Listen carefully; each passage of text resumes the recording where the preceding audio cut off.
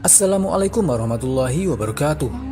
Siapa sebenarnya Abah Anom, wali sakti dari tanah Sunda?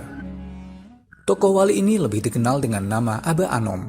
Dalam bahasa Sunda, Abah Anom berarti Kiai Muda. Nama aslinya ialah Kiai Haji Ahmad Sohibul Wafa Tajul Arifin. Ia lahir pada 1 Januari 1915 di Kampung Suryalaya, Tasikmalaya, Jawa Barat. Ia adalah putra dari Syekh Abdullah Mubarak bin Nur Muhammad atau Abah Sepuh, pendiri pesantren Suryalaya, dan ibu yang bernama Hajah Juhriyah. Abah Anom mengawali pendidikan dari ayahnya sendiri, Abah Sepuh, yang mengajarinya dasar-dasar ilmu agama. Pendidikan formalnya ditempuh saat ia berusia 8 tahun dengan bersekolah di sekolah dasar di Ciamis.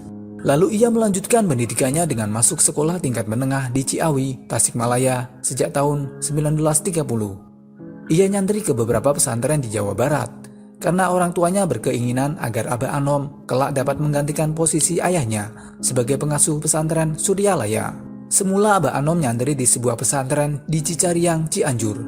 Kemudian pindah ke pesantren Jambu Dwipa, Cianjur selama lebih dari 2 tahun. Ia lalu pindah ke pesantren Gendur Cianjur yang saat itu diasuh oleh Ajingan Syatibi.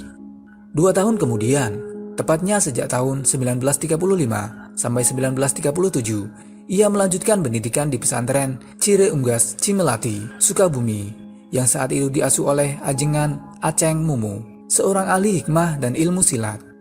Di pesantren terakhir inilah ia mulai mematangkan keilmuannya, tidak hanya di bidang keilmuan Islam, tetapi juga dalam ilmu bela diri dan lain-lain. Berbekal keilmuannya, Abah Anom memberanikan diri menikahi gadis bernama Uwis Siti Ruyanah pada usia 23 tahun. Tak lama kemudian, tepatnya pada tahun 1938, ia berangkat ke Tanah Suci Mekah untuk menunaikan ibadah haji sekaligus menuntut ilmu. Kala bermukim di Mekah selama kurang lebih 7 bulan, ia sangat rajin mengikuti pertemuan bandungan di Masjidil Haram yang disampaikan guru-guru yang berasal dari Makkah dan Mesir.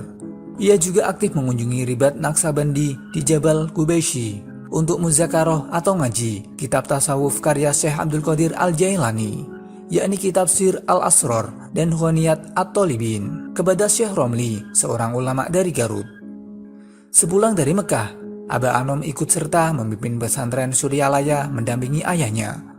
Namun karena tahun 1939 sampai 1945 merupakan masa-masa menjelang kemerdekaan, ia lebih aktif sebagai pejuang yang turut menjaga keamanan dan ketertiban NKRI. Ketika terjadi gerakan Darul Islam di Jawa Barat, ia memutuskan segera bergabung dengan TNI untuk melawan gerakan tersebut. Dengan demikian, pada masa akhir sampai awal kemerdekaan, ia sangat berkontribusi dalam menjaga kedaulatan NKRI, baik dari penjajahan bangsa asing maupun dari gerakan makar saudara sebangsa sendiri.